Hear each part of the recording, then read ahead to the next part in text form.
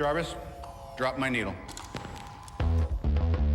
Hello, this is the hardcore legend Mick Foley, and if you are interested in listening to idiots, you came to the right place. Have a nice day. Woo! That's an attention getter. He's a very strange young man. He's an idiot. What we're dealing with here is a complete lack of respect for the law. Oh my God, he's an idiot. You know, of course, that you're out of your jurisdiction. Personally, I think you're an idiot. But that's the evidence in the car. I was going into Toshi Station to pick up some power converters. Always like to keep my audience riveted.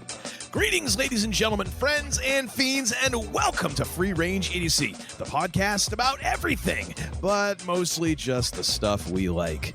With a year of our Lord 2022 coming to a close, it's time to tie up old business. For us, that means catching up on our thoughts for a season one of a certain spy thriller set in a galaxy far, far away, and all the twists, turns, and intrigue contained therein. So fire up the hollow chess table and pound a quart of blue milk, because we're coming in hot and heavy with this, episode 120, Star Wars Andor Season 1 review. I am your Uncle Todd, and with me, as always, is the man who has consumed enough saturated fat within the last 2 weeks for his blood type to register as golden eggnog. He has been my partner in idiocy for over 2 decades in decking the halls with strip steak and bacon. I give you the man they call Tim. Greetings and salutations, my friend. And all I have to say after that intro is, fat. Are you just like eating Crisco with a spoon now? Basically, it's on the diet. No. Hey, ain't no carbs. All right. Oh my gosh. I'm doing well, sir. How are you doing? Yeah, I mean, someday, and this will be very far into the future, instead of embalming you, they're just going to be like, nah, he's pretty much just like pickled from the fat. Like, he is saturated. You know, and yesterday... You'll be like a wax figurine. That's what it'll be like. It'll sop out of your pores and just be this protective coating around you. Quite possible. Well, yesterday it was announced there were scientists that had achieved at least a major breakthrough in what is considered to be the golden chalice of clean energy fusion, and maybe that's where I'm headed. Is I'm going to be that other source of clean energy at some point. Yeah, they're gonna instead of you're gonna get oh my gosh. What is it? I can't think of what it is now. Like when you die and you are cremated. Cremated. Thank you. Oh my gosh. So there's a cemetery down the street. I promise this will tie in. There's a cemetery down the street from where we live, and we were going for a walk. And my wife likes to go and walk in the cemetery, which I am a little vaguely concerned about because I think she's picking out a plot for me. She's trying to pick out some place where she can just like a freshly dug grave will not, attract a whole lot of notice. Mm-hmm. But at the back of this cemetery, or this one portion of the cemetery, we kind of do a loop around. Mm-hmm. There's a building back there. Yes. With no windows. Mm-hmm. And she's like, "Hey, is that the place where they is that the place where they burn the people?" And I'm like, "The crematorium?" Oh, it's boy. like, my gosh, it's bad enough that we're walking in a freaking cemetery. At least use the proper words. Like, yeah, is that where they torch the corpses? Like, that's oh my right. gosh. Now I know that my days are numbered. Like, she's totally going to take me out and she's going to dump me in back of the place that they burn the people. But yeah, what they're going to do is you're going to, instead, when you get cremated, you'd be like a candle at that point. It'll be like all the wax. You'll burn for like 5-10 weeks. They'll be like, wow, that's powering the entire township. Well, because the whole thing with fusion is they're fusing atoms together and it's producing energy. So it's like like for me, if I'm all like fueled up with that fat, it's like I'm producing energy. So you're actually providing a public service is what you're trying to That's tell what me. I'm saying. Well, you know what? You're probably doing a hell of a lot more than I am. So who am I to stand in your way? Trying. Continue, sir. Continue. Sure. Thank you. I shall. Good. I didn't think I was going to stop you at all. I had no illusions of that. Trying to take a steak away from you. Be like, draw back a bloody stump. Give me that. Tim, he's one heck of a guy, but oh my gosh, don't try and mess with the meats. Gosh, what was that line that Wyatt Earp said in Tombstone? Oh, I think I was thinking of the Skin That Smoke Wagon, but that's not what I was thinking of. Anyways. Well, there's our averted Tombstone tie-in for the week. We almost had one. That's right. right. Oh well. That's right.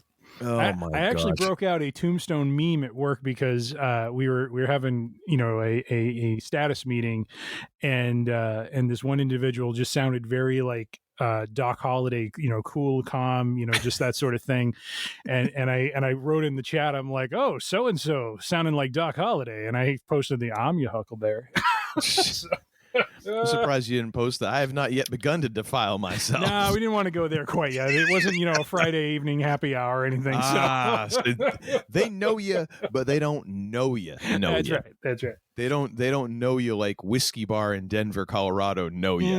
Mm-hmm. Mm-hmm. All right. Well, yes. All that being said, yes. Now that we're knee deep into the show and nary a piece of information has flown from our lips that is actually useful to anybody in common discourse. Thank you all for joining us for this episode. And before we get into our main topic, which we'll be reviewing kind of the second half of Andor season 1, but I mean, I'm sure we'll refer back to the beginning of season 1. Oh, yes. I mean, why not? I know I'm going to, because I have some bones to pick. I know that Tim is going to be very adulatory in his praise. However, I might have a few nits to pick with this, and oh boy, I have a little bit of trivia tie-in for you to the Thrawn book series how Andor has a character that is tied into the Thrawn book series you've just read, my friend. Well, yeah, didn't they mention Pelion at some point? Nope, not Pelion. Oh. No, later. We'll get to it later. Okay, fine. Well, in that case, get us into the Week in Geek. What's the news of the week here, sir? The Week in Geek. Feels so funky. Well, typically I have a whole lineup of things going, but then Uncle Todd imploded that this morning because he said we've got to discuss this. He has a concern. He has something that is not so much scratching an itch, but causing him, well, like any sort of itch, you scratch and it irritates. And so Uncle Todd, I've got a rash, is what he's saying. I have this horrible rash. Because back when we started the show, we thought we would get one episode out of this topic, but this topic, much like the Undertaker making his entrance for a match, which usually takes about 10 minutes or so, just continues to keep going and going and going. And much like like the cat came back the very next day. Much like when you think you have the Undertaker beat and then he sits up, it just doesn't go away. Pretty much. But I will yield the floor to the senator from the great state of Maine in terms of his concerns pertaining to a certain character who will not go away, who will not simply retire and let his career be. Who saith you is bothering you, sir? Well, we're going to call this one Brady Geddon forever because at this point, for two reasons. It seems like he's never going to retire. And also, this reminds me a little bit of Batman Forever, like the worst of all Batmans. Again, like, just to reiterate, I don't really follow the NFL except on a very surface level. Like every so often I hear something and I'm like, oh, okay, duly noted. And of course, I like to watch the occasional video from That's Good Sports on YouTube. A little bit of a plug there. Sorry, excuse me. My seltzer is giving me trouble today. But anyway, so I saw this come up like 3 or 4 times on Facebook over the past couple days, and it's not so much something that's bothering me as it's not that this might happen is bothering me. It's just the institutional stupidity that it would take for this to happen is what bothers me. Because that does bother. I mean, stupidity bugs me, which is really kind of funny and ironic when you factor in the name of this show and just me in general. But it does bother me. So there is a rumor. There is a thought. There is whisperings. There is, particular fondlings of bits of news. Fumbling in the dark. I don't know, in a coat closet. And this is all kind of coming to heretofore. And there's this idea that after this season, Tom Brady will not be playing anymore for the Buccaneers, which kind of sounds about right because they're floundering right now. And that there is an idea that he could come back and play for another season or two for the New England Patriots. And there's people who actually think that this is a good idea, which is why I think that at this point I should just be blasted into space because I don't want to live here anymore. I don't understand how anyone really thinks this is a good idea. Well, as the fantasy football owner of Tom Brady, I'm all for anything that keeps him in for a couple more years and racks up some points for me. So the article, I'm just going to completely ignore that this is that fantasy football is a thing. By the way, move on. Oh New my England gosh. defense won me my match last night, so I am now in third place in our league. Thank you very much. That's great. I'm so happy for you. Just a little sports update. I truly am. As long as I don't have to deal with it, it's great. So there's this whole thing about like, oh, well, he needs this, he needs that. And here's the problem here, folks. The main focus, at least from what I can glean from angry Patriots fans posting on Facebook and just the little bits of news that I've heard here and there, because again, I don't seek this stuff out. The biggest problem that the Patriots have right now is that their offensive coordinator sucks, which when you think about it, makes a whole lot of sense since the guy who's your offensive coordinator now was your defensive coordinator once upon a time, left to go coach the Lions. I don't even think he made it a full season there. He got poop canned, got brought back, and they said, hey, you want to coach offense? Like, to me, this doesn't sound like any kind of logical career progression that you would actually want to see happen. This sounds like something went very wrong. Boys Network. No, this is like something went very wrong in the HR department, and somehow this person got put in. It's almost like, Costanza getting put in charge of the Yankees or something. Like something went terribly wrong and assumptions were made, and Matt Patricia he just isn't going to say anything. He's just cashing his checks. So your offensive coordinator sucks. How does getting Brady as your quarterback solve that problem is what I would really like to know. If that is your major problem, how does that solve that problem? Bringing in a quarterback who is going to be on the wrong side of his mid-40s. Because as far as I know, the last quarterback to act as his own offensive coordinator was Jim Kelly, ladies and gentlemen. So Tom isn't calling the plays. I thought Peyton called plays when he played. Well, and here's the I'm sure people will be like, yeah, Peyton, you know what? And first of all, whatever with this Peyton stuff, yeah, whatever. It was basically like they would give him 3 plays and he would call 1 out of the 3. I'm talking about like a quarterback right from out of his head. So kind of like you and me playing Madden. Exactly. And I mean, I'm not saying that doesn't involve some type of judgment or whatever, but I'm like, that's not. There are other quarterbacks who have done that. Not a ton, because that still does take discernment and making quick decisions. And I'm not trying to say Peyton Manning is this horrible, dummy or anything. What I'm saying is that just most coordinators don't work that way. There's probably a couple others who could do that. Not a ton, but a couple others. But as far as like actually just calling the game from the huddle, Jim Kelly was the last guy I've ever heard of doing that. Okay. Because he purely called the game on his own. Like he was his own offensive coordinator. So the idea that you're going to remedy whatever problems are going on with the Patriots right now, which I mean, they're 500 or something like that? As of last night, they're now 7-6. They're above 500, but they're still in last place because the AFC East is pretty competitive. Well, and so here's the thing. And the idea being that like, oh, well, you're going to get Brady and it gives you a chance. It doesn't give you a chance, because the days of having like an absolute stranglehold on that division and only having maybe one team who is vague competition are over. They're done. For a period of time there, either the Bills or the Dolphins were kind of flirting with competence, but never at the same time. Yep. And then the Jets have been doing Jetsy things since like 2002 and have not really had much influence on the division at all. And it now appears that at least they're flirting with competence, which for them is like, oh my gosh, they're about ready for ticker tape parade at this point. Just the fact that they haven't managed to like completely poop their pants by midway through the season, that's like cause for some serious celebration. However, the Bills are better than you. Miami's better than you, whether or not you have Tom Brady as your quarterback.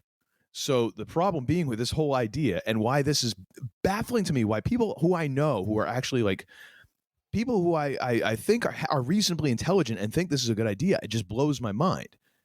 Because the thing is, if you're going to do this, let's just say you're going to bring back Brady. You're going to do 3 things, and 2 of which you don't want to do, and 1 of which is kind of like you probably ought to do it anyways. First, you're going to spend more money. Because Brady's going to, right now, he's making, it ends up being like $15 million salary, $10 million roster bonus, which somehow accounts for like $30 million under the cap with NFL math. He ain't playing for a hometown discount, so you're going to pay him around that. That's a going rate. Right. Mac Jones makes $2 million next year. You tell me where the bargain is and what you're going to do to help the rest of the team. So you're going to spend more money. Second of all, you're going to get rid of your future because Brady is more than likely not coming back and having Mac Jones waiting on the bench. So for him to break down and for Jones to come in, he ain't going to play that. I'm going to guess. I would say that it would be a very hush-hush sort of thing, but that would probably be a condition. And even if it isn't, do you think Mac Jones is going to want to stick around? He's going to be bucking for a trade until they finally get rid of him. So your future is gone. Not to mention this Bailey Zappi dude or whatever his name is that people fell in love with, like Scott Zolak, circa 1996. The Zoe. Both of those guys might be gone because Brady doesn't want the competition. So you're going to be in a position in a year or 2 of doing the exact same thing that you've been doing for the past 2 years, which is moving on from Brady. Congratulations, you've just looped yourself into like some weird friggin', Back to the Future scenario where you're encountering yourself in your own past timeline. The third one is you need to get a real offensive coordinator, which is what you ought to be doing in the first place, whether or not you bring back Brady. So why don't you just fix the thing that's frickin' broken and forget about all this other crap? It's going to be cheaper. It's more streamlined, and you're moving forward instead of like just at best moving a little bit, and then you're going to drop off the shelf again.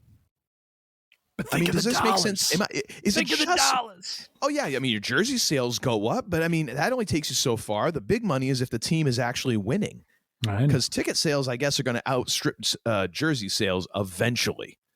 And if you ain't winning, people ain't showing up. Bottom line. I mean, am I completely off on this? Does this make any sense to you? I think it's a glorious idea. He should come back, and they should go for the undefeated season that never was. And that will be the final capstone to his career. You're totally going to have an undefeated season going up against Josh Allen and Tua twice in a season. It could happen. Yeah, it could happen. You're right. It totally could happen. What do you say? What do you think the odds are of that happening? I'm just curious. It's very, very low. I'm sure, very low. Yeah, I would say so. I don't think it's about the same as me getting hired on to be one of Lady Gaga's backup dancers for her next tour. That's much like the article that you linked up here as is quoted in here. You are a longtime Lady Gaga follower, so yeah. As long as you put long time in front of your position you claim to have, apparently you're an expert, because Bill Simmons was quoted as being the man who knows the man who knows the man. Voice of and just for the record, I'm not so much a Gaga sort of fella. I'm much more of a Pink fan. That's gotcha. if I have to go there. I think the longtime NFL voice is a little bit of a misnomer, especially since he's focused most of his energies in basketball. But oh yeah, totally. And the fact that his voice, he's written a couple books about basketball, like the history of basketball. So. Yeah, not to mention his voice, by his own admission, is a very nasally and not exactly like someone you would have as your play-by-play guy. So. It's on both fronts, really. Yeah. But I mean, does this make any sense to you? Am I completely off base here? No, I don't think you are. I think what I find funny is how this is becoming a thing after the Bucks were just completely beaten into oblivion this past week, and I seem to recall whenever Brady's team, when he was on the Patriots, the same thing happened. Whenever he got blown out, there was always these calls of, oh, he's moving on, or he's going to retire, or he's going here, he's going there. I mean, it's all because he's not having the success that everyone's accustomed to him having. It becomes a thing. And, of course, the interesting, entertaining, dramatic, kind of storyline there is, oh, what if he goes back to the Patriots and they make another run and that sort of thing. And so I don't see the point. I mean, quite honestly, I don't even know why he's still playing. I'm not one of those people who was happy to see him come back. I kind of, when he retired, I kind of wish he stayed retired, because what else does he have left to prove? You know what I mean? Like he's done more than 99% of the players who go through the league have ever accomplished. And I don't know. I don't know if it's just playing in the games is what motivates him, but I don't know what it is that motivates him at this point. I mean, he went to a different team. He won the Super Bowl in his first year there. He won finally with a blowout, which really rankles me, because as a Patriots fan, those 6 he won with us did not exactly come easy. So it was hard for me to see it come. They took years off your life, is what they did. Absolutely. Absolutely.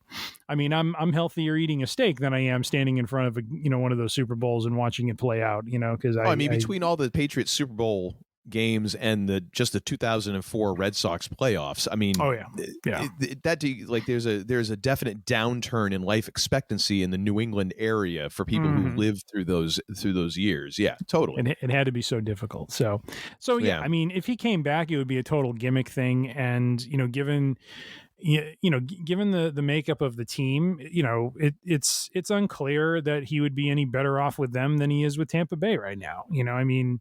Well, the thing is, I think it's more for the team. Like, the team wouldn't be any better off. Like, forget Brady. Brady's going to be fine. Like, Brady's going to do very well. He's got $500 million waiting for him that Fox is going to pay him to be a talking head. I'm not worried about Tom Brady. If you're the Patriots, like, who cares about that? Like, are we as a team better? Like, that's what you're hoping for. The attitude of your, if you're a fan, that the brain trust of your team is thinking, screw getting him his money. Like, are we going to be better? And I don't think you are. I really don't. No. I mean, long term, you're not. I mean, that first season might be, though, because think of the energy and the motivation the players playing with this guy. You, sir, are a pessimist of the highest call.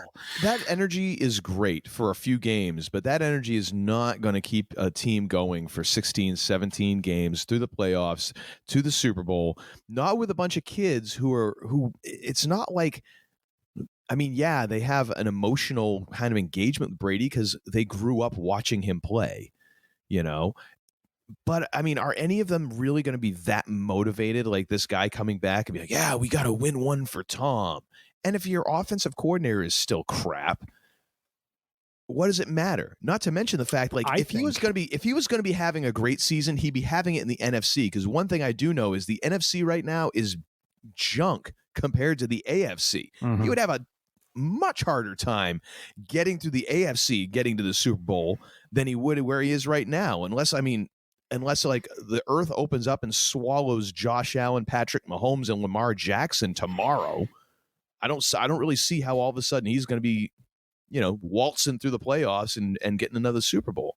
I really don't. If Mario Bain shows up in those cities, it might happen. If you watched Dark Knight Rises, Yeah, but that's a gimmick thing. I mean, can you really get at that in multiple cities? The people.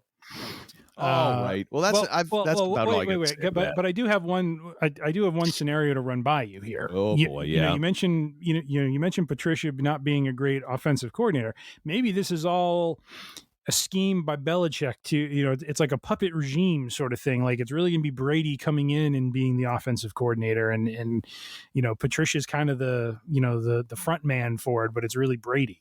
That's so Brady's going to be the calling the plays on the field. That's what you're saying. Absolutely. Wow, you must have some really good bourbon over there right now. That's all I can say. This Koval is quite nice. Thank you. That ain't happening, Spanky. Well, it just isn't. That's not how the game is played these days. I think it could. Well, okay. There's a lot of things that you've thought over the years were a good idea. I mean, those plaid pants your junior year in college, for example. You thought those were a great idea. And then you were asked to go and entertain kids at a birthday party because they thought you were a clown. I mean, there's a lot of things that are, we think are good ideas. I thought it was a good idea to wear, to wear jorts with Doc Martens back when I was in college because I thought I was, a descendant of Stone Cold Steve Austin. Looking back at it now, it's a little bit embarrassing. Well, And that's the bottom line. There we go. Oh, my gosh. But anyways, do you think? Well, is this the end? Is this the last Brady Geddon segment ever, or are we going to have a whole other episode? Oh no, think? we'll have it won't ever be another episode because I can't be informed enough. He is the Undertaker of the NFL. I kid you not. He is the Mark Calloway. Just gonna limp off into the into the sunset, but you limp back. Come on, Cletus. Come on. I throw this right between the crack of your ass. I miss the clumps. One of the all-time classic scenes. Yeah. Yep. All right. Well, enough about that bum Brady. Yeah, that bum. 7-time world champion. Jeez. Woo! All right. Next item for the Week in Geek, A&E, who over the last 2 years have recently run 2 seasons worth of WWE biography episodes, which if you have not seen them and you do see a rerun going, all of them are well done. As is typical for the brand, the biography shows in and of themselves have always been very well done, a lot of depth to them. And I was kind of curious how the treatment of the wrestlers was going to work, but it's been very good. It has been, it's not, not that I thought they would do like a farce sort of approach to it, but it's wrestling and you never know how it, what kind of treatment it's going to get. But really, I mean, then again, WWE with their own documentaries and the co-branded documentaries. I mean, the Andre the Giant doc, the CM Punk doc, that Paul Heyman doc, Undertaker, Last Ride, the Bill Moody, Paul Bearer documentary, all really well done. Oh yeah. So I mean, it's not a shock that you take like, hey, we make pretty good wrestling documentaries. We make really good biography shows. Let's mash these together. If it turned out to be crap, that would be the surprising thing. Right. And they've in all these stories, I really enjoy how they get into the humanity of these guys, and gals, because they're at the end of the day they're no different than you and I. It's just they do something on a much wider platform that the world sees, and they're known for that, and so they are going to be releasing another set of shows starting in actually January. This is according to Pro Wrestling Insider. They will be doing episodes on Kane, Randy Orton, Paige, or now she's known as Saranya in AEW, Dusty Rhodes. The American Uncle Dream. Todd will be all over that one. The American Dream, Dusty Rhodes. Yeah. One that I'm interested in is Ricky Steamboat. Very underappreciated and under, I don't want to say underrated. I think he's largely recognized as one of the great mat technicians of his time. But when they did the Macho Man biography, and he went into depth about how for months he and Macho Man Macho Man laid out, I think he said it was something like 270 steps to their match, and they had to memorize those steps so that like during those months when they would be on the road, they would quiz each other every so often, like step 51, take it to the end of the match. And they'd have to rattle off all the moves they were doing. Like the fact that WrestleMania 3 match, which is largely regarded as one of the greatest matches of all time, was so laid out and so choreographed by Savage and Steamboat. And the way, and what was great was when he first starts talking, Steamboat, he says basically, people ask me, were we trying to outstage Hogan and Andre? And he's like, absolutely we were. Yeah. And they did. I mean, they had what was and still is probably considered one of the great matches. I mean, you can go back and watch that and it holds up. It isn't like, it was a match from the 80s and you just kind of like, oh, that was a fun match for that time. It's a dramatic match and they do an amazing job with near falls and everything. So I'm really, curious to hear, his story and maybe to hear a little bit more from his perspective about that match. This one's interesting. Jesse the Body Ventura. So lock and load. Very interesting considering how he was persona non grata for with Vince for the whole union deal. Absolutely. But and unfortunately, not unfortunately, from my perspective growing up in the 80s, Ventura will always be the heel to the face Gorilla Monsoon announcer. Ventura had a wrestling career and I just never really I just never saw him in that light. He was always he was pretty much retired from in ring at that time. Now I can't remember why I'm sure it was an injury of some kind. I think so. Yeah. I do think so. But he was so good as an announcer, and it was such a loss. For me, I felt it was such a loss. But of course, he was let go and moved on. When he was trying to form a union and kind of go against Vince. So that'll be an interesting story. And then finally, the story that Uncle Todd will claw and scratch and find a way to see, because I know he doesn't have A&E, but the Iron Sheik, baby. Sheiky. His story make you humble. Will humble you. Put you in the camel clutch. Suplex you, break your back. Make you humble. He will. Which I don't know how they're going to do that, because quite honestly, I'm not sure how you do a better job of that than Sheik's own movie. Yeah. I feel like that's going to be repetitive, because I felt like they really did a great job of kind of getting through his history, but who knows? But that will be a good episode, yeah. So yeah, just looking forward to that, starting in January of next year, or soon to be. It is next year, but soon to be in about 3 weeks. Our current year of 2023. So check it out.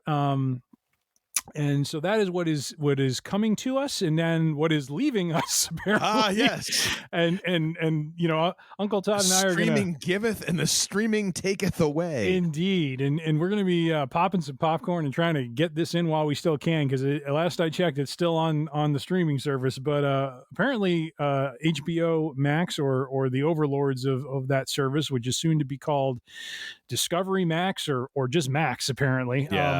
Who knows at this point. Good Lord. But they are going to be basically dropping several titles as a cost-cutting maneuver. I'm not quite sure how that's a cost-cutting maneuver, since they own the rights, I assume, to those shows. But I heard that was actually because they're going to repurpose them into another streaming app that they're trying to launch, which I don't get, because I'm like, you're already you're combining apps, and then you're breaking off another one. Like, how does this make any sense? Yeah. What so freaking ever? It's consolidation through diversification. Oh my gosh. It's like between what's going on with Warner Brothers, Discovery / HBO / DC, it's like organizational syphilis. It's like they're all losing their freaking minds over there. Like, nobody knows what's going on. They just know there's a burning sensation, and they can't quite figure out how to get rid of it. And it's just like, in the meantime, their brain is just gonna slowly ooze out one of their ears in the middle of one night. I really wanted to watch season 4, but I don't know if I'm going to be able to get through all that before they finally punt it. We'll see. I know I'm not going to be able to. I'm guessing that if they're taking it off, they'll be at the end of the year. Yeah. Ain't no way I'm going to plow through all those episodes between now and then. I am going to go on vacation soon, so maybe I can sneak sneak it in the evening or something like that. Get through it all before they cut it. We'll have to see. Here's what I want you to do. I want you to, as you're watching, I want you to record what's going on, and that way I can listen to it as like my own podcast of your description of what's happening in the episodes. It'll be like listening to the radio back in the old days. And if you could do it like an old-time radio announcer, that would be even better. I'm going to try to do it in the voice of Jim Ross as best I can. And that's great. The man in black out of nowhere. That would be actually awesome. Yeah. All right. Well, we bid adieu to Westworld. Sadly, at one point a standard bearer of sci-fi, and no more. But on that departure note, that, my friends, is The Week in Geek. Well, thank you, sir, for well, I guess I supplied at least a third of that, so thank you for 2/3 of The Week in Geek, and then my ranting supplied all the rest. But now we're going to move on to the subject at hand. Of course, that is Star Wars Andor. My gosh, you're working that freaking cork over there. How much? Why don't you just put a straw in the bottle and be done with it? Every time I start talking here, going for another nip. My God, man. I just love to hear the reaction. I know that you're over there trying to find something to thin out the blood and keep it pumping, to move around the chunks of cholesterol that is just lodged in your veins right now. Sweet mother of God. Oh, gosh. You're going to be so lubricated by the end of the night. It's going to be like you went to Taco Bell and ordered everything off the menu. Might still end up doing that. We'll see. You'd be running to the bathroom and leaving a snail trail behind you. Anyways. Oh my gosh, I almost spit out the seltzer I was just drinking. Thank you for that. You're welcome. You're welcome. So we're going to talk about primarily the second half of Andor season 1, episodes 8 through 12. Sir, you're going to have to guide me through this because I finished watching this in a flurry of activity just to kind of get it done. And I got to be honest, I felt like I kind of needed to go back and rewatch the entire season. You do. To really grasp everything. I feel like there was a lot going on there. My loins were not properly girded for the sheer amount of like stuff happening. Jeez. What? Oh boy. I just didn't think you'd be referring it to, girding one's loins, but okay. Well, I mean, you got to gird them, that sucker up. You got to make sure that nothing's, you don't want to get a stray Wookiee kick and that's true. That is true. Right in the R2s, you got to be careful. Absolutely. But anyways, I'll let you kind of take the lead on this, so because you're probably much more astute and more prepared for this than I am. I'll try and hope that some sort of recollection happens as we go through. Indeed. So what we'll be talking about when we did our prior episode, we did episodes 1 through 7, with episode 7 being the announcement. So we will be covering 8 through 12, and then just kind of talking at a high level of the overall season. Although after Uncle Todd's intro, we won't be hearing much from him apparently. So because he needs to go rewatch it all. So I'll be here. All right. I'm just checking. Just checking. All right. So we'll be talking about our and not, obviously not doing a blow for blow description of all of these episodes, but the back half of the season encompassed Narkina 5, episode 8. This is where Andor is transferred into the prison complex and begins his stay there. Episode 9, Nobody's Listening, which is kind of where that story kind of peaks out with a shocking discovery of what prison life will be for them. And then episode 10, One Way Out, which is really the prison break. I mean, this season overall has everything. It has an absolute, all out street battle in episode 3. You have a heist in episode 6. You have a prison break in episode 10. And then you have what I feel is like Star Wars version of The Godfather, kind of the end of The Godfather with Rick's Road. So, and then in between there is episode 11, Daughter of Ferrix. So that's what we'll be discussing. So, just to start with that kind of back half of the season, from my perspective, and of course you are free to disagree. Yes. Episodes 8 through 10 felt like kind of a 3-episode arc, similar to 1 through 3, similar to 4 through 6. 7 kind of was on its own, but 8 through 10 felt like kind of the prison narrative, and then 11 and 12 were kind of, I don't want to say they're like individual episodes. They do kind of relate to each other, but yeah, I just want to get your thoughts on those episodes in the back half of the season. What'd you like? What did you not like? What stood out to you? I really, really, really liked the concept of the prison. I thought it was it was such a fantastic idea of a very easy way of explaining this is how we keep this many thousands and thousands of prisoners in line without having to have an equal or overpowering amount of guards. Yeah. Is it at any time we can just electrify the floors and just shock the living bejesus out of you and keep everyone under control? I thought that was it was so great because it was so easy to explain and didn't require a ton of special effects or any of that stuff.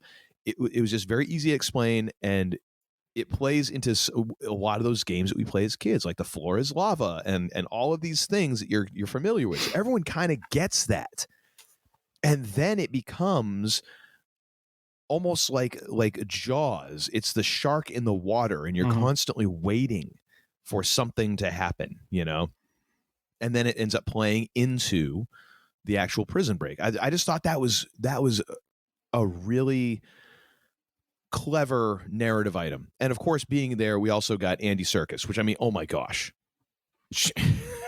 Like, to me, it's really hard for me to decide if I'm going to give the MVP of the series, because I think it's a little too easy to give it to Diego Luna. I mean, of course he's doing all the heavy lifting. I'm talking about someone besides the main, title lead. Dude, it comes down to Andy, to Serkis and Skarsgård. Oh yeah. And it's really hard for me to pick which one, because I mean, even though he was only in 3 episodes, he was such a part of the atmosphere. Yeah. Of that, and to see his own arc play out through those 3 episodes was great. Yep. I really like that, and I really liked kind of that furtherance of watching Andor get to a point where you then believe, like, okay, I now see how he got from the starting point to the beginning of Rogue One. We're not there yet, but I definitely see how we get there. Yeah. And I really appreciate just kind of seeing the messy beginnings of the rebellion and all of that. Yeah, no, I thought those parts were really good. When it comes to episodes 8 through 10, I think Diego Luna is the hero of 8, because and when you go back and rewatch it, focus on just his focus on the physical of what he's doing, the physical acting he's doing. Because when I rewatched it with my younger son over Thanksgiving, because we started, I think, at like 4 or 5, because he had only watched up to that point. But when you go to 8, Diego Luna, and I feel like the strength of this episode of this series is the attention paid to the small things, the details. When it comes to Skarsgård, when it comes to Luna, when it comes to Andy Serkis, the facials, the body language.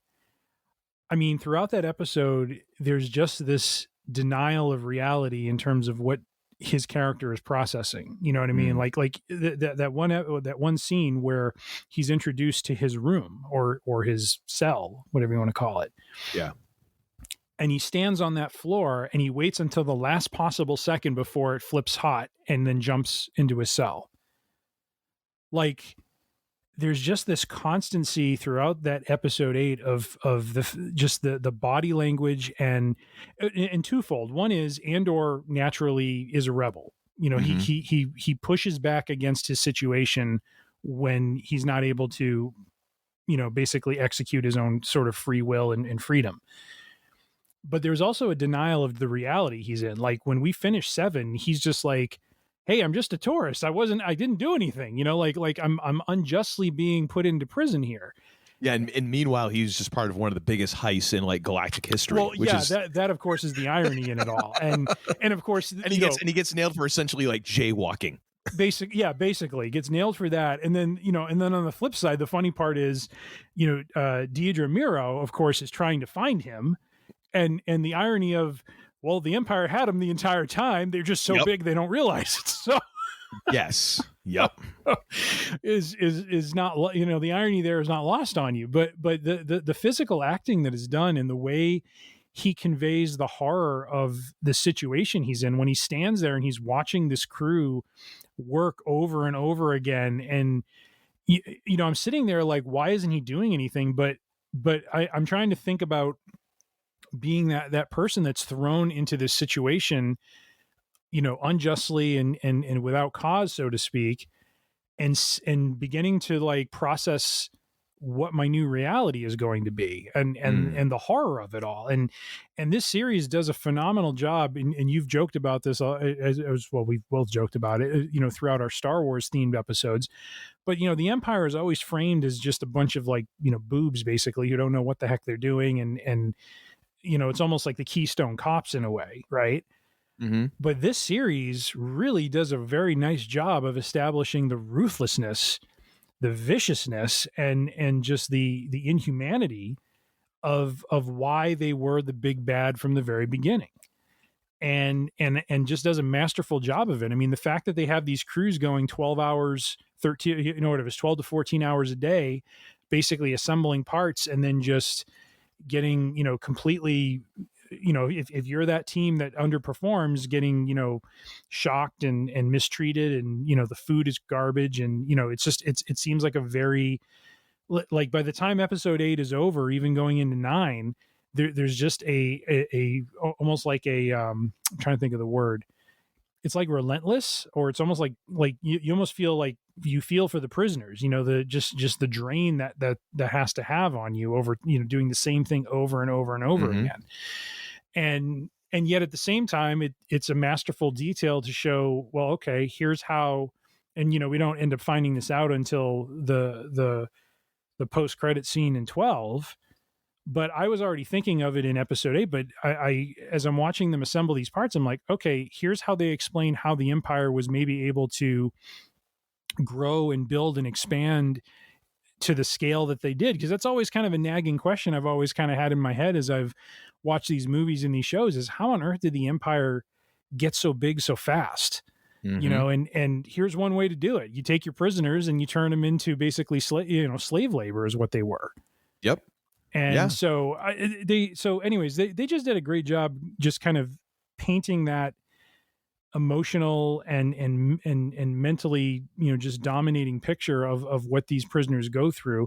Poor Olaf, who ends up, having a stroke in 9, as the older prisoner, but ultimately being the key to understanding really what their reality is.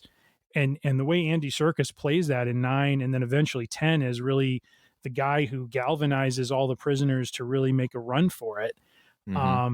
Was just so well done. And just very strong performances all around, across the cast, not just one person in particular, but, Skarsgård shines in 10, Serkis shines in 10, Luna shines across a few, episodes across the season. And the dialogue is strong.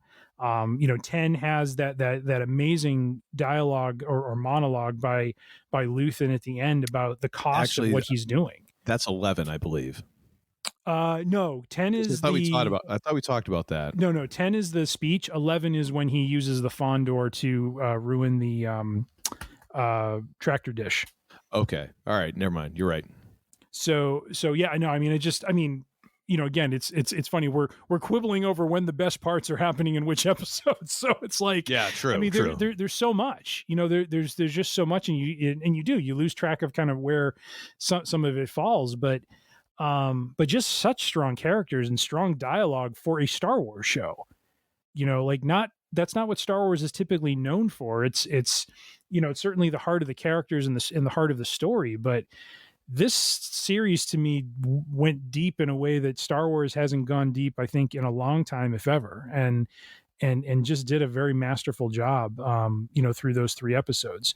I'll stop there because we can talk about 11 and 12, but yeah, I'll throw it back over to you. Yeah, I think that they Star Wars has not gone this deep, not outside of any of the books. I'm not talking about novelizations of the actual movies. I'm talking about like the expanded universe, the legend, whatever the crap they call all the books that tie in, and whichever ones are considered canon now and which ones aren't. I don't know, because you'd have to ask the Scruffies that. They would know far better than I would. But no, you're right. They totally haven't. I think the closest they've come to that was Rogue One, where you actually start kind of getting some more of that detail. And that's what we, obviously this is, playing off of that and meant to tie directly into it. So of course it would. I think, I think it's funny because, one of the episodes we'll have coming up here in 2023 we'll be talking about the new not new, like new-ish Thrawn series that kind of talks about his coming up through the ranks of the Empire and all this stuff. Mm-hmm.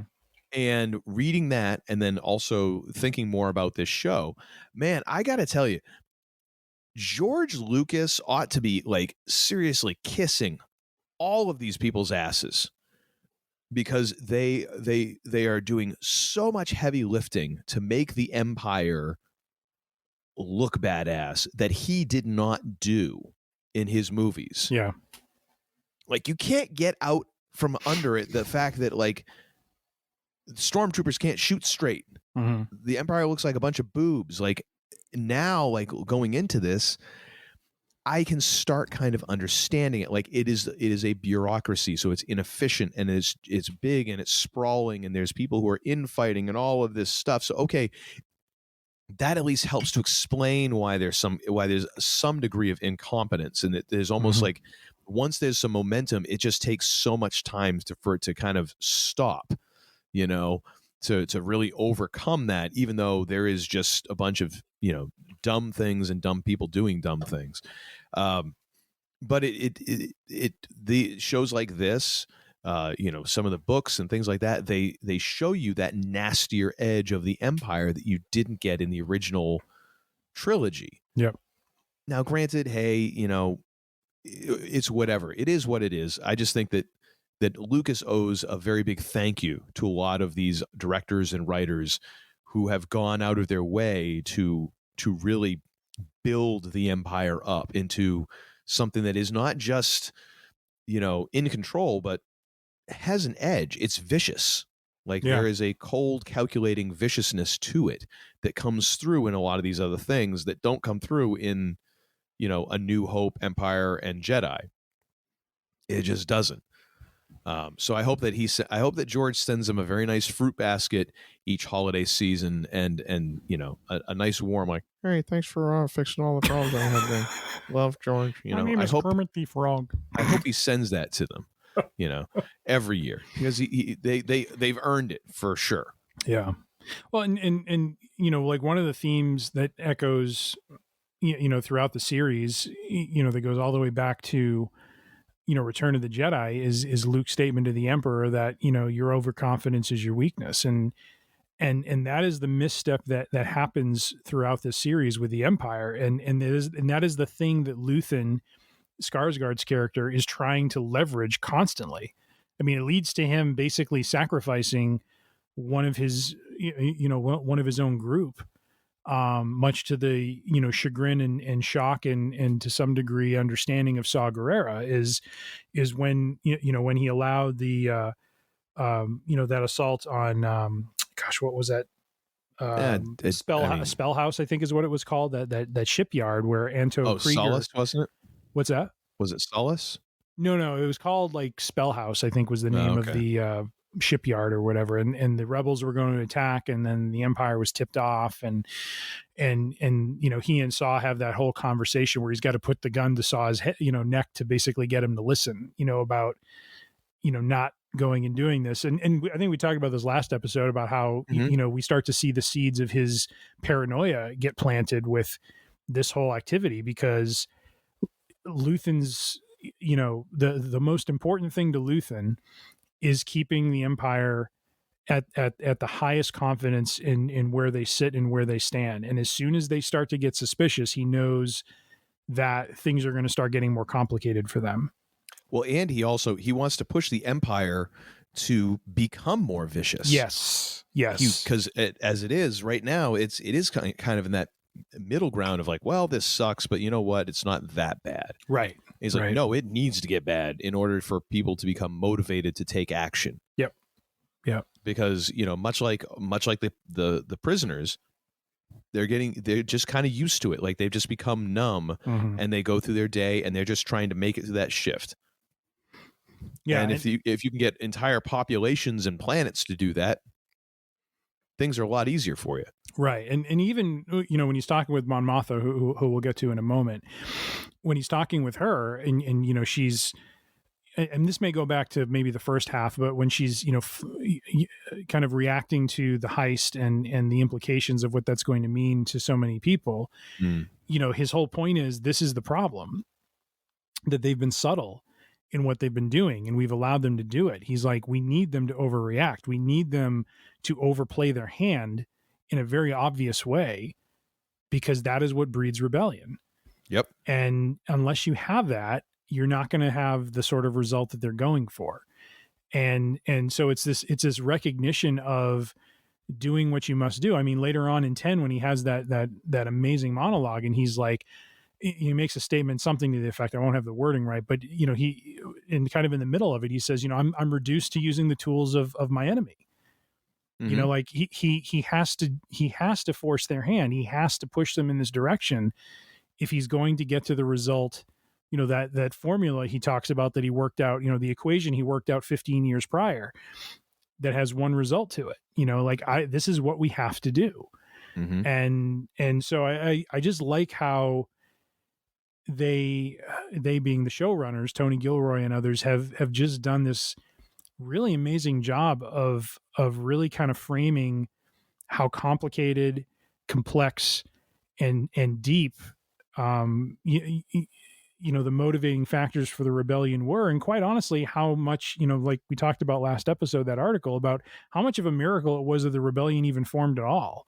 Oh yeah. Given how all these groups were so disparate from one another. Oh yeah. I mean, and there's the true believers, but you kind of start to understand, like, Luthen is a completely different animal from the true believers. Like Mon Mothma is a true believer.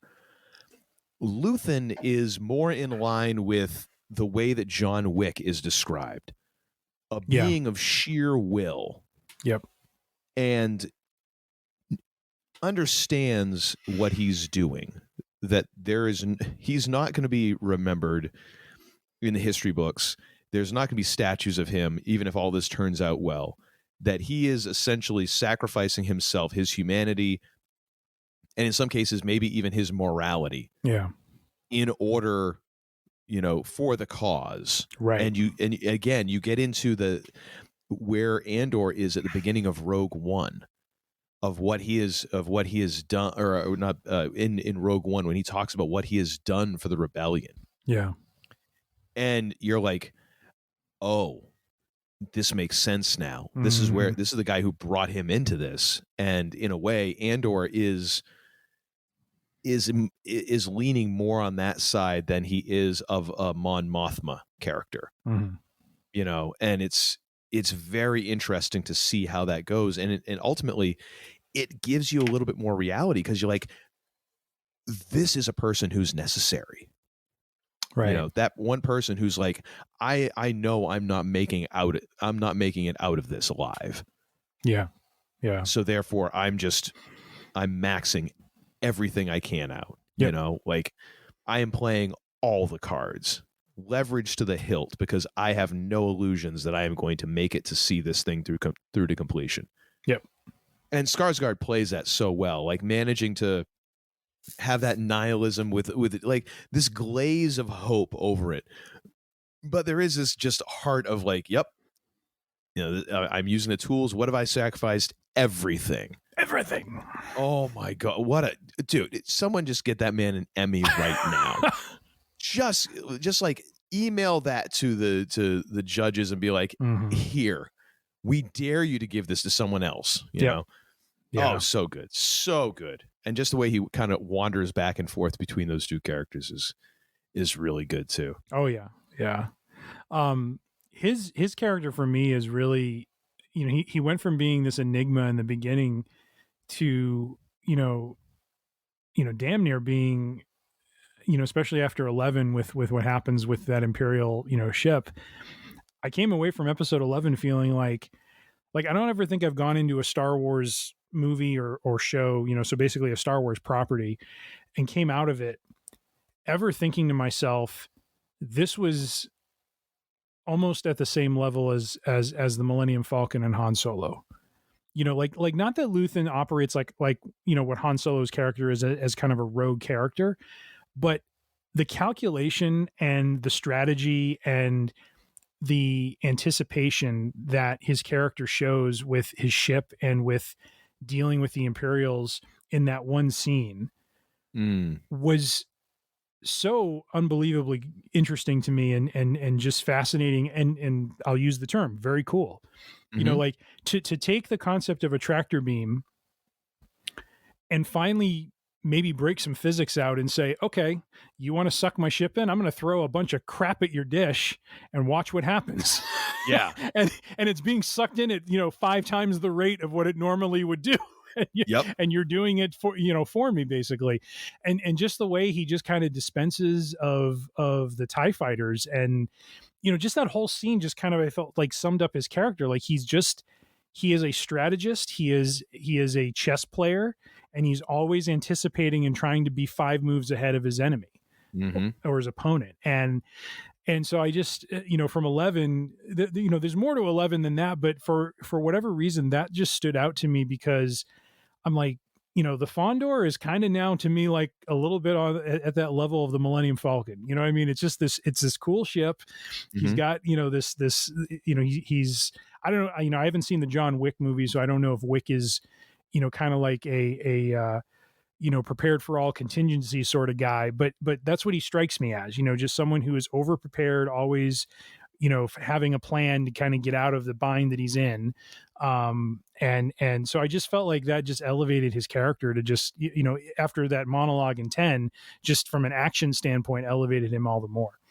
Oh yeah. And he is calculating is the right word, is totally the right word. Like this is a guy who Han Solo kind of plays it, right out there on the ragged edge and is almost by comparison is much more Captain Jack Sparrow. Yeah. Like just, I can't believe that worked out sort of thing. Whereas Luthen is like, he just always leaves himself an out. He always has something in reserve. He always is thinking like, okay, maybe I can just skate with this and I don't have to use this other stuff. All right, well now I got to. Okay. I got something for your ass, that sort of character. Yep. Which is great because we haven't seen that all that much in Star Wars. Not really. No. I mean, the closest I've come to someone who has this many answers is Grand Admiral Thrawn, just from reading books and stuff like that, but manages to do it in a much less annoying way through Luthen, where it's not like, oh, okay, this character is perfect. Great. Right. Right. Luthen it just comes across better. Yeah. As much more human and natural. Han dumps the Falcon in with the Imperials' garbage. Luthen throws garbage and destroys their equipment because of it. It's the circle of life. Hey, real quick, just want to jump over to Mon Mothma.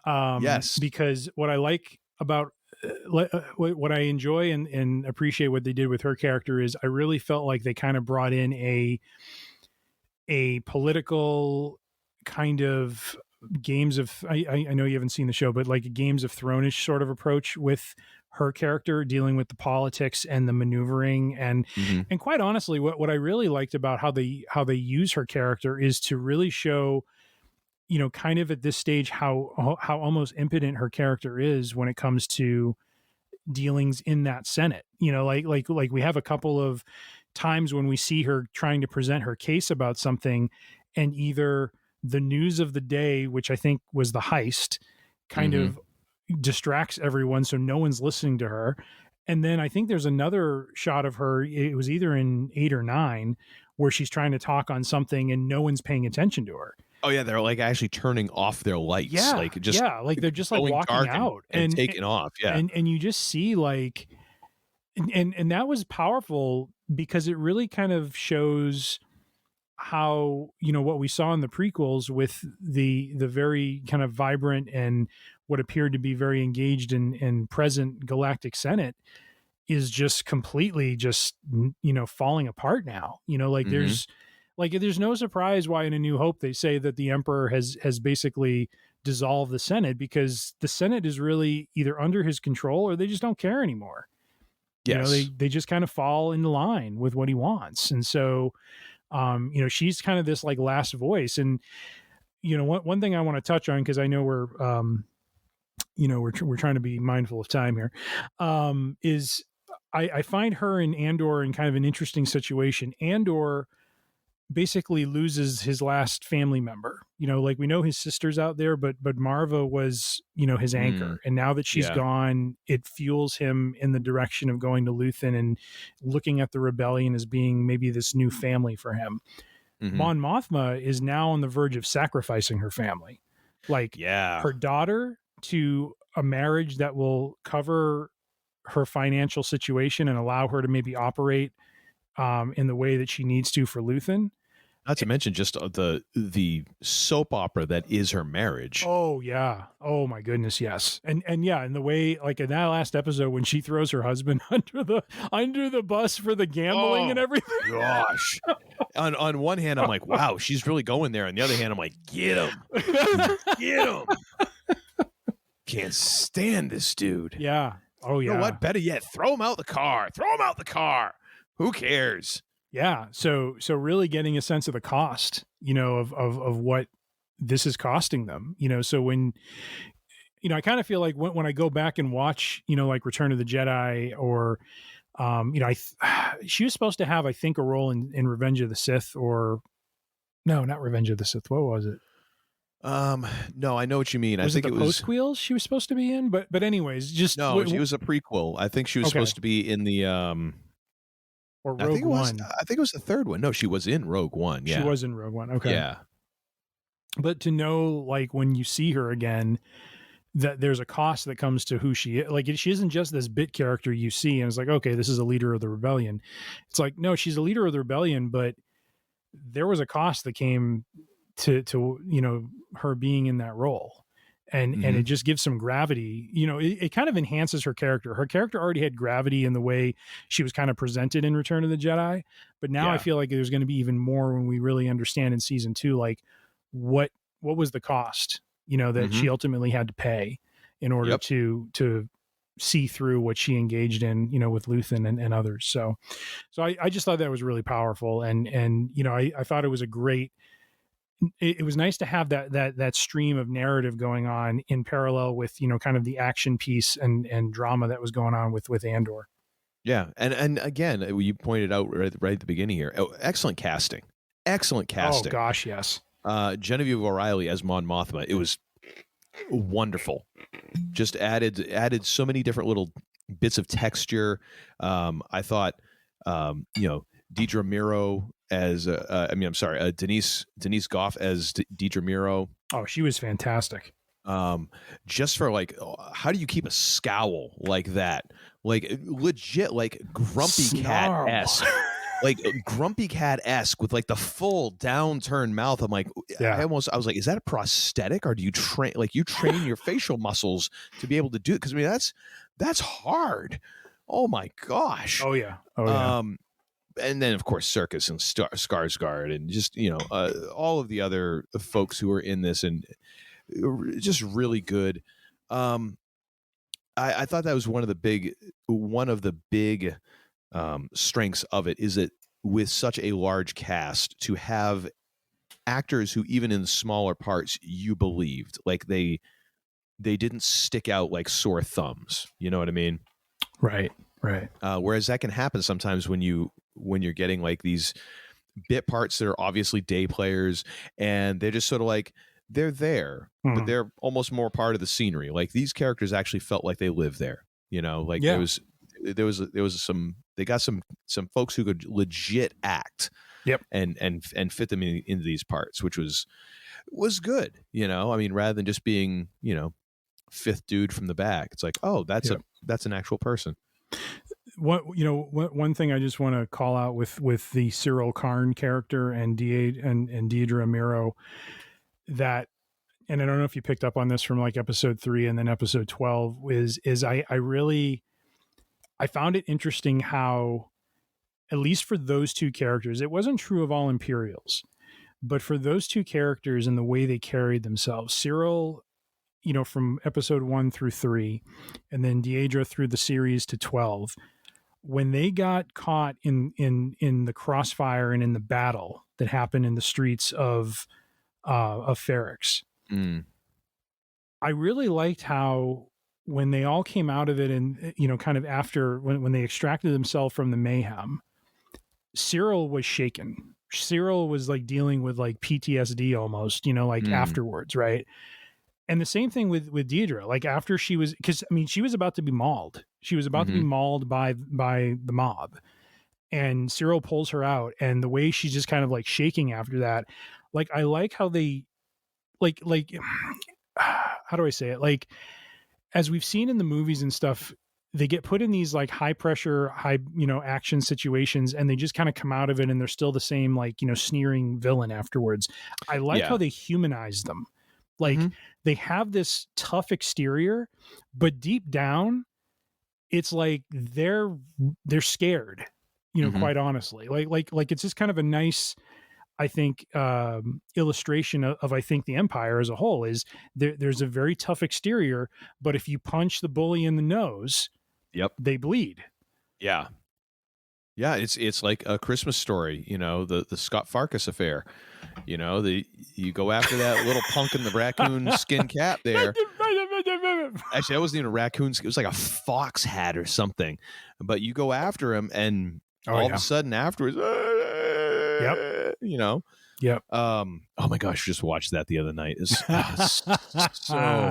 so good. Oh, I love it when the father goes down in the basement to deal with the furnace. Who turned the damper down? Oh yeah, good stuff. A cloud of obscenity that still hangs over Lake Michigan to this day. Lastly, and I know you don't share this opinion with me, but I felt like episode 12, Rick's Road, the build up to Marva's speech, I felt at least had some, I don't know why I thought this. I mean, I understand when you told me how you felt about it, why you felt that way, or maybe why you disagreed with me, because it isn't one for one like the ending of or that final scene of The Godfather when the heads of the 5 families get whacked. But today I've taken care of all family business. But I felt like the build up to it, like the tension that was going on when it jumped from scene to scene. You jump from Deidre to where Andor is, to where, you know, Bix is, to where I just felt like everything was just kind of moving towards this moment.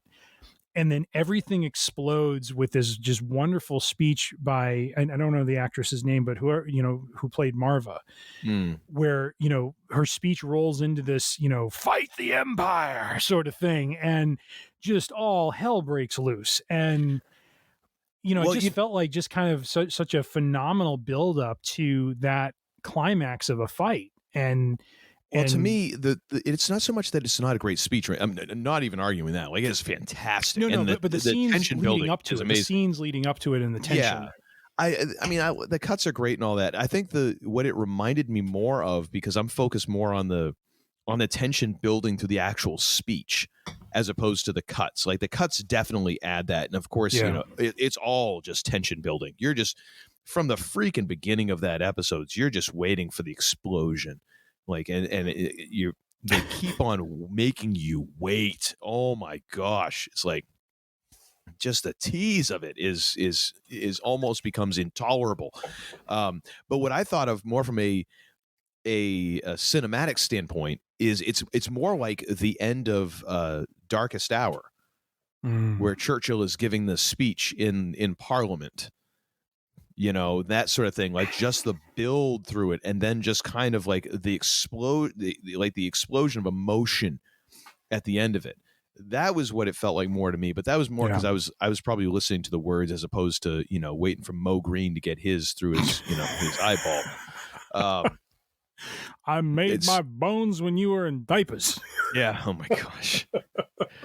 But yeah, I mean, the finale was fantastic. The finale was fantastic. The one bone that I would have to pick through the entire series is, and this could be corrected with season 2. I felt like there was just so much time dedicated to that planet where we're on the planet with the kids, the Lord of the Flies thing happening, no subtitles, don't know what the hell's going on. And 3 episodes of that to establish like, hey, these two are really close. Yeah. Got it. And then it really didn't pay off through the rest of the season. Like there wasn't anything else about that planet necessarily, or something that couldn't have been communicated a little bit quicker. You know what I mean? Yeah. I mean, maybe we're gonna get some callbacks to that in season 2 because we're getting to season 2. But that was the one thing about this whole thing that I felt like it just, people give Marvel shows a hard time for taking a long time to get started. It's like, oh, good God. It's a good thing that they gave you the first 3 episodes right out of the gate, because otherwise, if watching one episode of this, I might have been like, I don't know if I really want to. I don't know. I mean, one episode, okay, well, next week, surely we'll move on. And after 2 weeks, I probably have been like, okay, 3 weeks and we're moving on. And if I'd hit the 3rd week and we're on that planet and it's more like, babbity-boo, babbity-boo, no subtitles, I'm like, all right, screw this. Pop in episode 4. I don't know that I could have done that unless I could watch all 3 of them back to back to back and then be like, all right, well, surely next week we'll be off of the Avatar / Lord of the Flies planet. Yeah. Surely we will be, right? Yeah. That's my one real big bone to pick through the whole series. I think it was great. It was very different from most everything else we've seen in Star Wars, except for Rogue One, of course. But even that, it's very different. Like I just really I enjoyed it overall for sure. Yeah. Highly recommend. Yeah. The other thing I just want to call out real quick too is I loved in episode 12 the callback to I think his name was Karras, but he was the kid during the kind of build up to the heist who was writing the manifesto. Yes. And how in 12 Andor's playing that manifesto back, and it was interesting. I read a couple articles that kind of touched on this, how it almost felt like the speech that or what he read from the manifesto or played back was almost an antithesis or an explanation for why Yoda and the Jedi failed, because it is Yoda is try or try not, right? Or do or do not, and the message here was to always try, to always try. And I liked how they're like the articles were trying to make the argument of here's why the rebellion succeeded versus why the Jedi failed, because there was that struggle between try or try not versus just always try, always strive. And we saw that in Rogue One, right? Always move forward. And as we move forward, when we get to a stopping point or we hit a challenge, we'll try to see, is there another chance we can take? Is there another, leap we can make, sort of thing. Like always trying to push, for, I guess to go back to the Weekend Geek, always to push the pig singing forward toward the, toward the end zone. Right. Yeah. So I thought that was a really poetic point to kind of, you know, bring that full circle from that sequence of episodes, you know, where that character, you know, seemingly a character who, you know, got, you know, killed off, you know, kind of mid-season, but ended up having a very strong impact, you know, kind of in that final episode. I thought was really cool. Yeah, no, I would agree.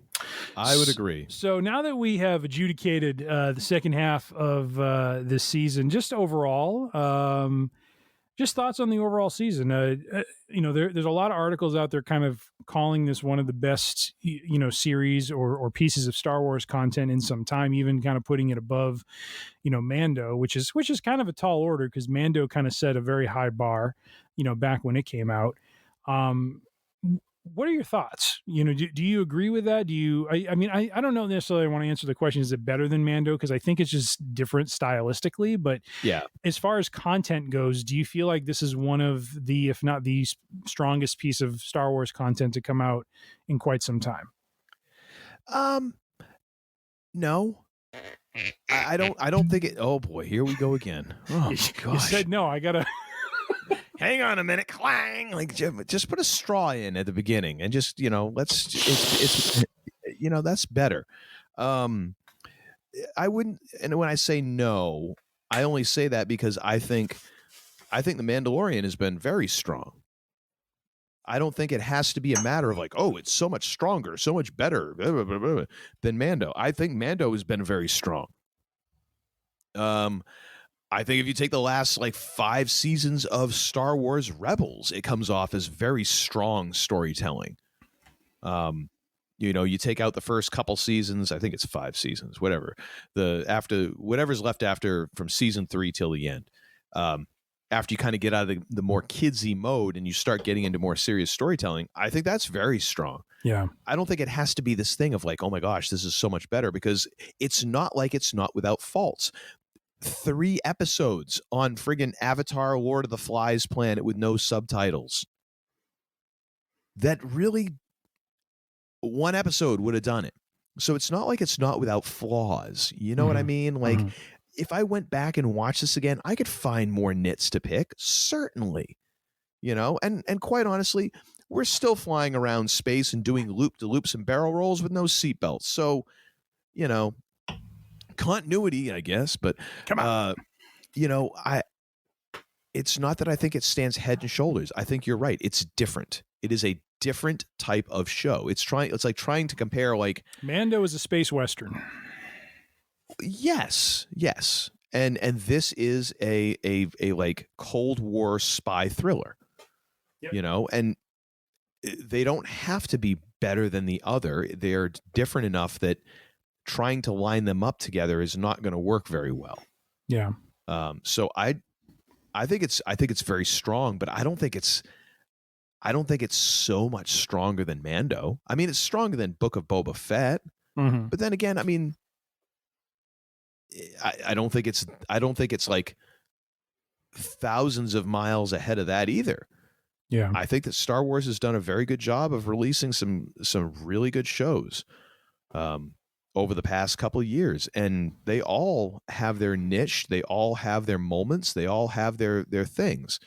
I think the idea of like having to say like, oh no, it's oh so strong, better than, just shut up and be happy that it's good. Yeah. You know, we don't need to, you know, rate it all every single time like, oh my gosh, everything else sucks, this is the best. Right.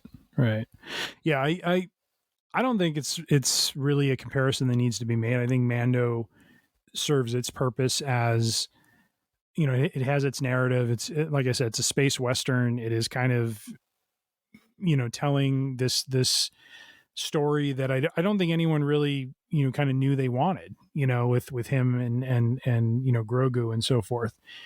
The thing that stands out to me with Andor is when you look at the season overall, and we've talked about this in you know, prior Week in Geeks, is a couple things. One, I think its strength, you know, comes from the fact that anyone can come into this series, and if they've never seen a piece of Star Wars content, they can still watch this series and not feel lost. I would disagree there. I don't. There's no reference to Vader. There's one reference to Emperor, which, by the way, that's the trivia piece I wanted to get to. Colonel Wolf Yularen. Oh, yes. Character who is in this series referenced in, and I know this because I'm reading it right now, Thrawn, the first book in that new series. Was he in it or mentioned? He is in it as an advocate of Thrawn's after the debacle with the pirates, if you remember. Yes. So I'm just trying to remember the actor. The actor's name, I don't have it in front of me, but all right. I mean, I think not it's hugely been two important. different actors, but he was in it. But it was an interesting tie into the Thrawn book, though, because he is, you know, a character, and I think he was in the Clone Wars series potentially, and even Rebels. Because he has an interaction with Thrawn in Rebels, I believe. So he's a character that kind of appears throughout, but he showed up, I believe, in episode 6. He has a twirled kind of white mustache and that sort of thing. But he had talked about talking with the Emperor and so forth. I mean, there isn't a heavy reference. If there is a reference, it's not heavy. You know what I mean? It's not like you have to know about Jedi, you have to know about the Skywalkers or Han Solo or any of those characters. If you just come into it, you're just kind of, this will be kind of your first set of characters that you're being initiated to, and there's no history you have to draw from prior content to understand them. I mean, obviously there's Andor and there's Rogue One, but this is his origin story, so you don't really have to know what happened in Rogue One. I think if you've seen Rogue One, you gain a greater appreciation for who Andor is when you get to that point. But I think the accessibility of it is a strength, as well as the fact that it keeps it all grounded. You know, it's not Jedi lightsaber flippy, you know, jumping fights and that sort of thing. It's, you know, very kind of down to earth. True. Yeah, because I mean, the big bad is just, hey, it's this big fascist, that's the other part I love. Group that is just, taking over. Okay, yeah. Oh, I guess I know what I get you. You're right. You're totally you smell right. what the Rock is cooking. All right, there we go. I do. Yes. Okay. All right. Because I just think that's a point of uniqueness for it. You know, that is not maybe necessary. You know, Mando, I think, does a pretty good job of establishing its own characters and not having to know that much of the lore. But I mean, there is still some of it there, but you know, eventually it gets to a point where, yeah, you have to kind of know some of the background in the universe to appreciate, you know, like, especially in season 2, when I forget what episode number, but when Ahsoka gets that one character to, you know, say the name Grand Admiral Thrawn, it's like, if you have no reference of Star Wars lore at all, it's like Grand Admiral Thrawn means nothing to you. You know what I mean? It's like Thrawn only means something if you've read the books or you've seen Rebels or you have some sense of the overall lore of the universe in that time period. Yeah. So, you know, so that's one thing I think that really resonates. And also, you know, I love the fact we had no lightsabers, we had no Jedi, we had no Force. And like you mentioned, there isn't some villain like in Obi-Wan, like the Inquisitors and that sort of thing. It's the Empire. And I feel like this was almost like, this was as much of a heel building kind of, you know, season 1 for the Empire as much as it was a baby face building, you know, kind of thing for Andor, you know, that I feel like both sides really got to kind of grow and deepen and kind of build in their own way, as opposed to it just being about, you know, the good guy overcoming the bad guy. You know what I mean? Well, yeah. And it's just it's shorthand. Like we know like, oh, big bad organization. Okay. Yep. I say no more. Like, you know, you go through whatever different baddies through movies and okay, it can be faceless, nameless, big thing. Okay. Yep. Got it. They bad, they good. Perfect. You know, it's not necessarily having to know like, oh, and there's who is behind this. Like, if you know, then you know, but if not, it just functions as like, yeah, here's a big bad bureaucracy. No, you're totally right. You're totally right. You turned me around, sir. You turned me around. Amen. And one last thing before we kind of close it up. Yes. Real quick, season MVP. Name it. I got to give it to Skarsgård. I'm going to go there too. I think Luthen comes out as one of the, I mean, really kind of a dark horse, right? I mean, we had no idea about him going into it. And you know, I made this comment to I think I mentioned this in the last episode. I made this comment to my younger son when we watched it. And to me, it lends some power to his character. And what I said to him is, we watched episode 10 when he gave that speech, everything, that speech.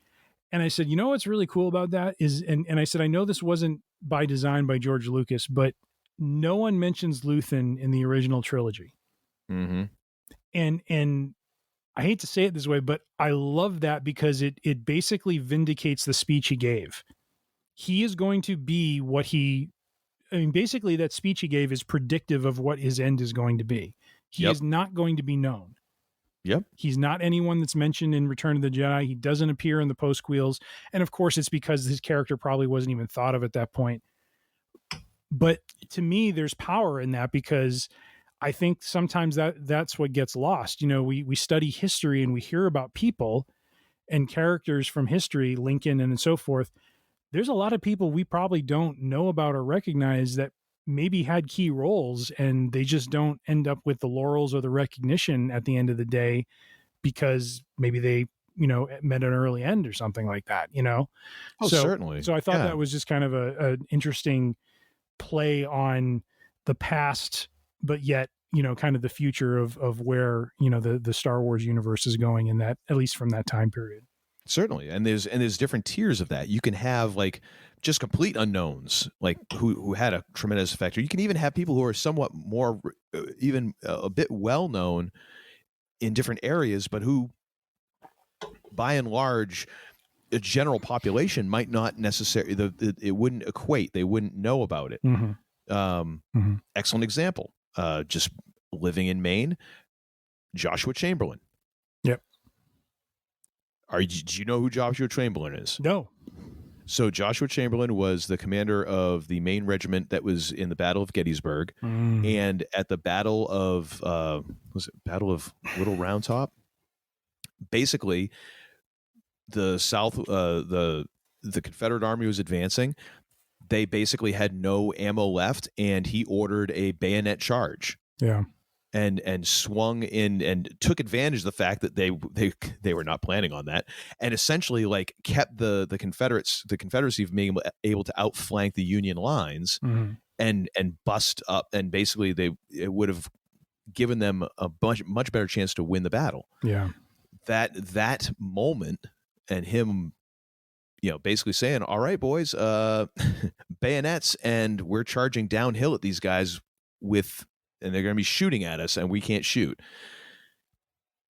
Not something that everybody would know, but was very influential in that battle, and then in ultimately the way that the Civil War played out. Yeah. Luthen obviously not even going to get that much recognition. No. Where they might mention Andor, for what happened at whatever the place is, the Citadel, where the Death Star plans are stored. Maybe his name will get mentioned at some point down the road, but Luthen, no one's going to remember Luthen. Mm-hmm. But that's obviously a trade that he is willing to make. Yep. Which is why he's the MVP. Absolutely. He's the straw that stirs the drink. He is the Rock. That kind of goes against everything we just said. But thank you for contributing. He's more like Jake the Snake. He's he's not developmental talent. He's he would be a little bit more of a Ricky the Dragon Steamboat character. There you go. Underrated, underappreciated. Exactly. Just without the IC title. Oh yeah, like the cream of the crop. And another thing. What do you got for and another thing this week, sir? My and another thing is briefly, if you will, because again, we're right up against the clock, and there's people in my home who 100%. Want to sleep without me jabbering away. Absolutely. So mine is a holiday number that I talked about last episode, so no surprise, probably with this one, Christmas with the Cranks, starring Tim Allen and Jamie Lee Curtis. Really just kind of a surprise, a sleeper holiday movie special, if you will, that I watched one year with my wife, and just really just kind of fell in love with the story. And it's not that it's, crazy dramatic Oscar style stuff, but it's just got heart to it, and it's funny, has some really good humor to it, but has a heart to it as well, and just really enjoy it. Dan Aykroyd, in his full Dan Aykroyd-ness, as the neighborhood bigwig, and just is a funny movie. So I would just recommend this. If it's not in your rotation for the holidays, do check it out. It's a goofy movie, it's a fun movie, but like I said, at the end of the day, it just has a lot of heart to it, and it's just a different take on probably what would be considered a very commonplace theme with holiday movies in general. So I would just highly recommend Christmas with the Cranks. Very nice, sir. I'm going to continue this theme with my own Christmas movie. Just watched with a family the other night, Spirited, the new Ryan Reynolds and Will Ferrell flick that's on Apple TV Plus.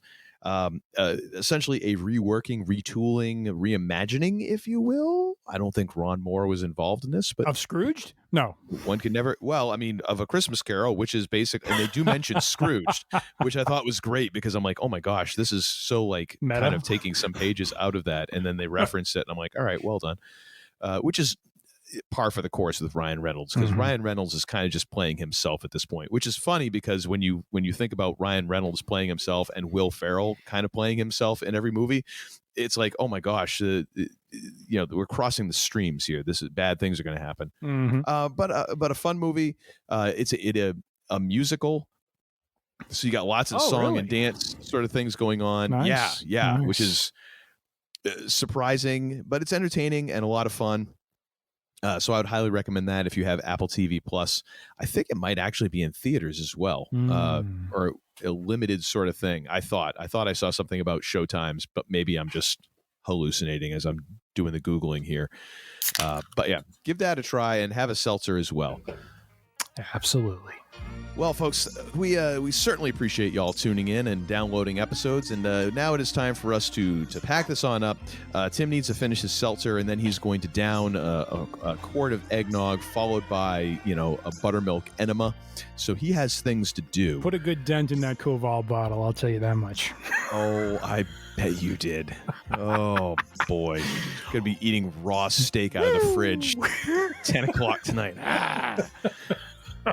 Doing shots of Worcestershire sauce on top of it. Oh, good stuff. Good stuff. But thank you very much for tuning in. If you'd like to find all of our episodes, you can find us at freerangeidiocy.com. You can also download and subscribe straight through the Podbean app. We're on podcast purveyors of all kinds, Apple Podcasts, Google Podcasts, Pandora, Spotify, all of those good things. Just search for Free Range Idiocy. If you would like to find us on the social medias, we'd certainly appreciate it. We are on Facebook. We are on the Twitter. I almost said the Twitter. We are not on the Twitter anymore because, like I said before, to hell with phony Stark there. So we're on the Facebook. We're on the Instagram.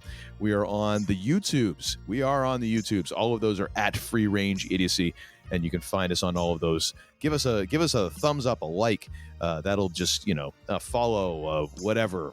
Whatever you do on those different things, just go ahead and do them. Waste a little more time. Why not?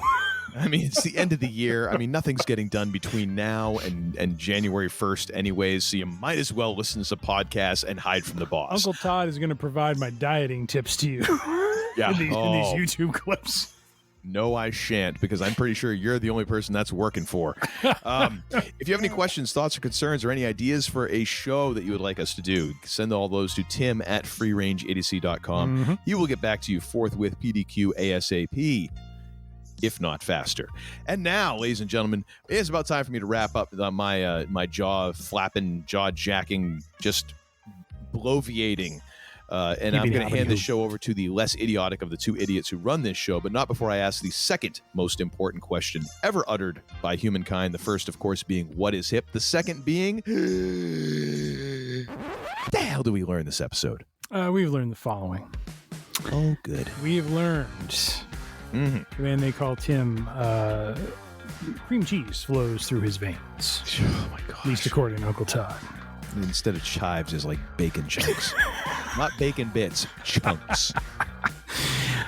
We've also learned Tom Brady going back to the Patriots, probably not the best idea. Probably not the best idea. It's like getting back together with your ex-girlfriend after she tossed all your crap out in the lawn, and you had a really bad breakup, and all your friends told you like, you're better off without her and everything, and then you're like, hey, guess what? Ugh, just don't. Yeah, don't. We've also learned Shiki's going to have a biography, ladies and gentlemen, so buckle up. He will make you humble you. Humble. He will humble you. And, if nothing else we've taken away from this episode, that, if you haven't seen Andor, do check it out. It is phenomenal. Just phenomenal. Great storytelling in the Star Wars universe. And just a tour de force between Diego Luna, Andy Serkis, and Stellan Skarsgård. Do check it out. You will not be disappointed, and very much looking forward to the next season, which, by my calculation, is probably 2 to 3 years out. So, yeah, may as well buckle up and just Well, you can't buckle up. There's no seatbelts in Star Wars. I see how you did there. All right. With all that being said, as we like to close up shop and call it a day, be safe, be healthy, be kind, be good to one another, especially. Well, not especially around this time, all around, year long, be good to one another. But especially this time of year, the season of giving and of joy. And as we like to close out, mainly because, HBO is getting rid of Westworld and Uncle Todd, and then they call Tim, saving up a few shekels for the holidays. If you would please, hit the lights on the way out. It's like I picked the wrong week to quit drinking. I beg your pardon, what did you say? All of you relax. This is a matter of inconvenient timing, that's all. Police action was inevitable. And as it happens, necessary, so let them fumble about outside and stay calm. This is simply the beginning. You're such a disappointing pair. I prayed so hard for you. But our shenanigans are cheeky and fun. Yeah, I mean, his shenanigans are cruel and tragic. Which makes them not shenanigans at all, really. Evil shenanigans. I swear to God, I'll pistol whip the next guy that says shenanigans. Hey, Farva, what's the name of that restaurant you like with all the goofy shit on the walls and the mozzarella sticks? You mean shenanigans? Oh! You're talking about shenanigans, right? Put those away! Get out. And don't come back until you've redeemed yourselves. Do you really think you have a chance against us, Mr. Cowboy? Yippee-ki-yay, motherfucker.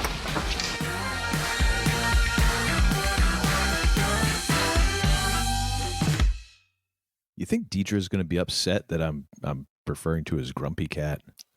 I think there's a snarl. I felt a tremor in the force from that snarl. I'll just say that. It's totally not making fun. Like that is an utter compliment, because I really didn't understand that's how you could get that kind of scowl and downturn expression. I wonder if that was how the audition worked. Like, we need to find someone who can make a scowl just like jump to 11. I bet that is how it happened. You have engaged the curiosity of the ISB. Yes. Oh my gosh. I love that line. That was such a great line. The irritable bowel syndrome? No, that's IBS. Now get the hell out of here!